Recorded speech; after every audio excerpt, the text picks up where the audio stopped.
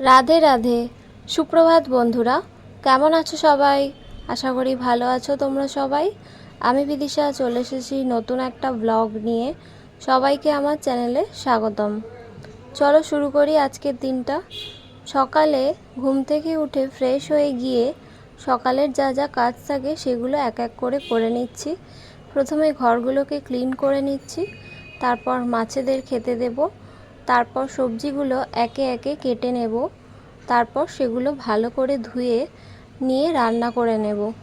সব রান্না আমার হয়ে গেলে তারপর স্নান করে ঠাকুরের পুজো দেব।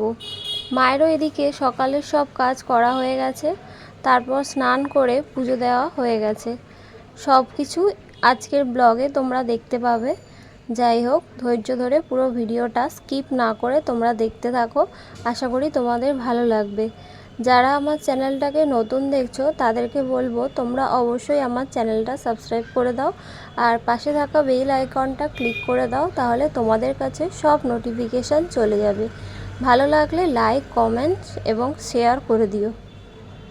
তাহলে বন্ধুরা তোমরা চটপট করে সাবস্ক্রাইব করতে থাকো আমার চ্যানেলটা, আর বেশি বেশি করে লাইক, কমেন্টস এবং শেয়ার করতে থাকো। তোমাদের লাইক, তোমাদের কমেন্টস আমাকে মোটিভেট করে নতুন ভিডিও বানানোর জন্য। তোমরা এভাবেই আমার পাশে থাকো আর আমার সুখের দুঃখের সঙ্গী হয়ে থাকো। তো আমি সকালের যা যা কাজ থাকে সেগুলো আমি করতে শুরু করে দিয়েছি। আজকের মেনুতে কি কি আছে তোমাদেরকে একটু বলে দিই। আজকের মেনুতে আছে সব নিরামিষ রান্না। যেহেতু মঙ্গলবার দিন মা বিপত্তারিণী চণ্ডীর ব্রত করব আমরা, তাই তার আগের দিন অর্থাৎ সোমবার দিন আমরা একবেলা নিরামিষ খাচ্ছি, আর রাতের বেলাতে খাচ্ছি লুচি আর নিরামিষ কাবলি ছোলার একটা তরকারি।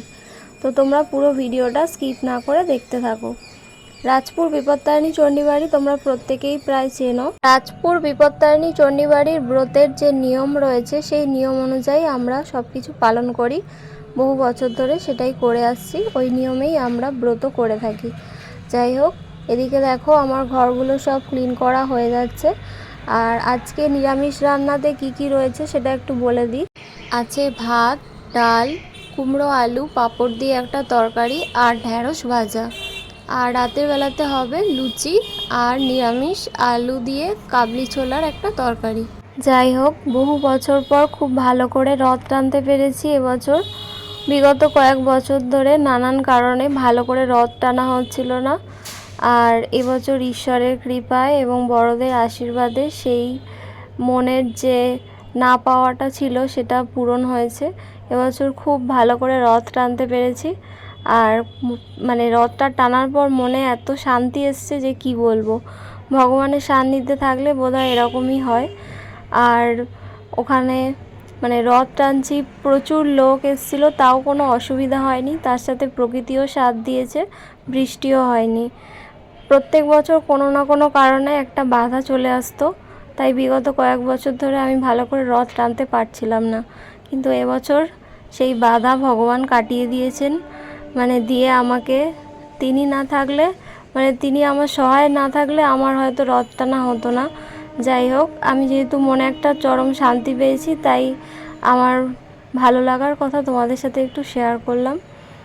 আর রথের মাহাত্ম্য তো তোমরা জানো, যে রথযাত্রা উৎসব কত মানে ভালো একটা উৎসব। আবারও বলছি, তোমরা যারা নতুন দেখছো আমার চ্যানেলটাকে, তারা অবশ্যই আমার চ্যানেলটা সাবস্ক্রাইব করে দিও আর পাশে থাকা বেল আইকনটা ক্লিক করে দিও, তাহলে তোমাদের কাছে সব নোটিফিকেশান চলে যাবে। যারা রেগুলার আমার ব্লগ দেখো তাদের জন্য রইল আমার তরফ থেকে অনেক অনেক ভালোবাসা এবং বড়দের প্রণাম জানাই, আর ছোটদের জন্য রইল অনেক শুভেচ্ছা ও আন্তরিক অভিনন্দন। তোমাদের প্রত্যেকের কাছে আমি কৃতজ্ঞ। আমার ইউটিউব পরিবারের সকল সদস্যদের উদ্দেশ্যে বলছি এই কথাগুলো, তোমরা অবশ্যই শুনতে পাচ্ছ। যাই হোক, তোমরা এইভাবে আমার পাশে থাকো আর আমার সুখের দুঃখের সঙ্গী হয়ে থাকো। জীবনে চলার পথে আমাদের বহু মানুষের সাথে পরিচয় হয়। তাদের মধ্যে কেউ কেউ ভালো চায় আমাদের, আবার কেউ কেউ খারাপ চায়।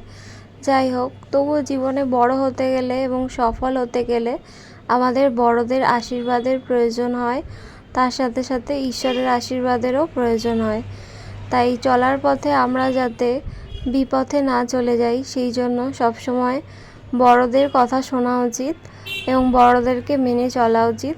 রাজপুর বিপত্তারিণী চণ্ডী বাড়িতে সবসময় এই কথাটা বলে, তোমরা যারা যাও রাজপুর বিপত্তারিণী চণ্ডী বাড়িতে তারা জানো যে গুরুদেব বাবা দুলালের যে অমৃতবাণীগুলো পড়ে শোনানো হয়, সেটাতে তোমরা হয়তো শুনে থাকবে। আমরা তো বহু বছর ধরে যাই, তাই এখন নতুন নতুন অনেক বাণী বলে, কিন্তু বিগত কয়েক বছর ধরে যে বাণীটা চলে আসছে সেটা তোমরা যারা যাও রেগুলার তারা জানো। তো বড়দের আশীর্বাদ এবং ঈশ্বরের আশীর্বাদ দুটোই আমাদের জন্য খুবই গুরুত্বপূর্ণ, আমাদের জীবনে বড় হওয়ার জন্য এবং চলার পথে এগিয়ে যাওয়ার জন্য। যাই হোক, এখন আমি তোমাদের মা বিপত্তারিণী চণ্ডীর ব্রতকথা পড়ে শোনাবো। একদিন নারদ ঠাকুর স্বর্গমত্ত পাতাল ভ্রমণ করতে করতে কৈলাসে এসে উপস্থিত হয়ে হর পার্বতীকে প্রণাম করে বললেন, হে দেবাদিদেব মহাদেব, বলুন কোন ব্রত আচরণে সবাঞ্ছিত ফল লাভ করে নরগণে? আরও বলুন কোন ব্রত করলে সঙ্গে সঙ্গে ফল পাওয়া যায়?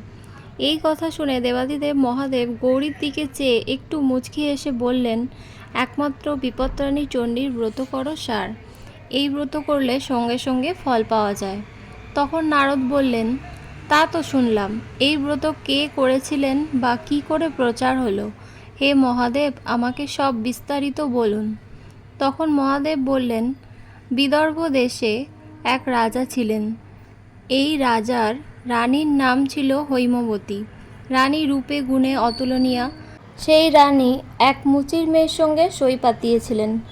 এই মুচির মেয়ে রানীকে চুল বেঁধে দিত, আলতা পরিয়ে দিত, রানীর সঙ্গে কথোপকথন করত এবং রানীর পরিচর্যায় দিবারাত্রি থাকত। একদিন রানী মুচি সইকে বললেন, সই, তোর বাবার তো গরুর চামড়ার কাজ, তা আমি শুনেছি যে গোমাংস অস্পৃশ্য। গোমাংসের রূপ কেমন, রং কেমন দেখবার ইচ্ছা হয়েছে। জানি না কেন এই ইচ্ছা হলো, তোকে এই আশা পূর্ণ করতেই হবে। এই কথা শুনে মুচি সই বলল, বলো কি রানী সই, এই রাজপুরীর মধ্যে চতুর্দিকে প্রহরী বেষ্টিত, আমি কেমন করে গোমাংস তোমায় দেখাবো? রানী বললেন, একটি পাত্রে ভরে একটি বস্ত্র ঢাকা দিয়ে আমার খাটের তলায় রেখে দিও, আমি সময় মতো দেখে ফেলে দেব। সত্য সত্যই একদিন একটি পাত্রে ভরে গোমাংস এনে নতুন বস্ত্র ঢাকা দিয়ে রানীর খাটের তলায় রেখে গেল। রাজবাড়ির মধ্যে চতুর্দিকে দাসদাসীরা পরিষ্কার করতে করতে একটি দাসীর নজরে পড়ল ওই পাত্র। সেই দাসী মনে ভাবল, নতুন বস্ত্রে ঢাকা এই পাত্রটি নিশ্চয়ই কোনো খাবার জিনিস হবে, কেউ রানীর জন্য রেখে থাকবে, আমি ঢাকা খুলে খেয়ে নিই। দাসী এই মনে ভেবে চতুর্দিকে লক্ষ্য করতে লাগলো কেউ দেখছে কিনা। দেখলো কেউ কোথাও নেই। ঢাকাটি খুলে দেখলো খাবার তো নয়ই, উহা গোমাংস। খাওয়া হলো না, তার উপর গোমাংস। সেই রাগে ছুটে গিয়ে রাজাকে জানালেন, মহারাজ, সর্বনাশ ঘটেছে। রানীর ঘরে খাটের তলায় কে নতুন বস্ত্র ঢাকা দিয়ে এক পাত্র গোমাংস রেখেছে। এই খবর শোনা মাত্র রাজা রাগান্বিত হলেন এবং চিৎকার করে বলতে লাগলেন, কি, রাজপুরীর মধ্যে আবার রানীর ঘরে খাটের তলায় এক পাত্র গোমাংস কে রেখে গেল? কেউ দেখতে পেল না? সন্ধান লও, যে এই কাজ করেছে তার শিরচ্ছেদ হবে। একজন পরিচারিকা রাজার কথা শুনে সঙ্গে সঙ্গে রানীমাকে সংবাদ দিল, রানীমা, সর্বনাশ হয়েছে, আপনার ঘরে কে নাকি গোপনে গোমাংস রেখে গেছে, তাই রাজার আদেশে তার শিরচ্ছেদ হবে।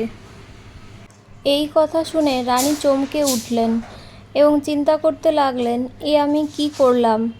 খেয়ালের বশবর্তী হয়ে আজ এই গোমাংস দেখার জন্যে আমার মুচি সইয়ের প্রাণ যাবে, আমাকেও অপমান অপদস্থ হতে হবে এবং রাজপুরীর মধ্যে একটা অশান্তি হবে। আমি এখন কি করি? হঠাৎ মনে এলো, শুনেছি দেবতারা বিপদে পড়ে মহাশক্তির শরণ নেয়, তিনি বিপদের সময় এসে রক্ষা করেন। আমিও শরণ লই, দেখি কি হয়। এই বলে গলে বস্ত্রে দিয়ে ঘরের মধ্যে এক মনে মহামায়াকে ডাকতে লাগলেন, মা বিপত্তারিণী, তারিণী তার মোরে, বিপদে পড়িয়া শিবে ডাকি মা তোমারে, কি কব তোমার উক্তি ও মা হরজায়া, বিপদে পড়েছি শিবে রাখো মহামায়া, মা বিপত্তারিণী তুমি মা শিব, করিব তোমার ব্রত যতকাল জীব। মা বিপত্তারিণী, আমি প্রতিজ্ঞা করলাম যতদিন বাঁচব ততদিন আমি তোমার ব্রত করব। তুমি এই বিপদ থেকে রক্ষা করো বলে রানী কাঁদতে লাগলেন। মা বিপত্তারিণী দৈববাণী হয়ে বললেন, রানী, তোর ডাকে আমি প্রসন্ন হয়েছি। যে বিপদকালে আমায় বিপত্তারিণী চণ্ডী বলে ডাকে তাকে আমি বিপদ থেকে রক্ষা করি। তাই আমার এক নাম বিপত্তারিণী চণ্ডী। আমার পরে পাত্রে আর গো মাংস নেই, ফলে ফুলে পূর্ণ করে দিলাম। তুমি রাজাকে দেখাও। রানী উঠে গিয়ে পাত্র খুলে দেখেন আর গোমাংস নেই, ফুলে ফলে পূর্ণ হয়েছে। রানী হাত জোড় করে বিপত্তারিণীর উদ্দেশ্যে প্রণাম করছেন। এমন সময় রাজা খড়গ নিয়ে উপস্থিত হয়ে বললেন, রানী, কোথায় গোমাংস, দেখাও আমারে। রানী বললেন, মহারাজ, গোমাংস ছিল সত্য, কিন্তু আর নেই। মা বিপত্তারিণী চণ্ডীর কৃপায় এই দেখুন গোমাংস পাত্র ফলে ফুলে পূর্ণ হয়ে গেছে। তৎক্ষণাৎ রাজা খড়গ নামিয়ে গলায় বস্ত্র দিয়ে হাত জোড় করে বললেন, মা বিপত্তারিণী চণ্ডী, তোমার এত করুণা মা! আজ ভক্তকে বাঁচাতে, ভক্তের সম্মান রক্ষা করতে তুমি মহাশক্তি হয়ে নিজ হাতে গোমাংস সরিয়ে ফেলে ফলে ফুলে পূর্ণ করে দিলে মা। তোমার এত দয়া! আমিও প্রতিজ্ঞা করলাম যতদিন বাঁচব ততদিন তোমার ব্রত প্রচার করাটাই আমার জীবনের একমাত্র মহাব্রত। সারা জীবন তোমার মহাব্রত পালন করব। তুমি আমার প্রণাম গ্রহণ করো। সেই দিন থেকে এই বিপত্তারিণী ব্রত প্রচার হলো। মা বিপত্তারিণীর ব্রত কথা এখানেই সমাপ্ত হলো। তোমরা সবাই ভালো থেকো, সুস্থ থেকো আর সবাইকে খুব ভালো রেখো। তোমাদের সাথে দেখা হবে আবার পরের একটা নতুন ব্লগে এবং নতুন একটা শর্টসে। তোমরা যারা আমার চ্যানেলটাকে নতুন দেখছো তারা অবশ্যই সাবস্ক্রাইব করে দিও, আর ভালো লাগলে লাইক, কমেন্টস এবং শেয়ার করে দিও। চলো, টাটা।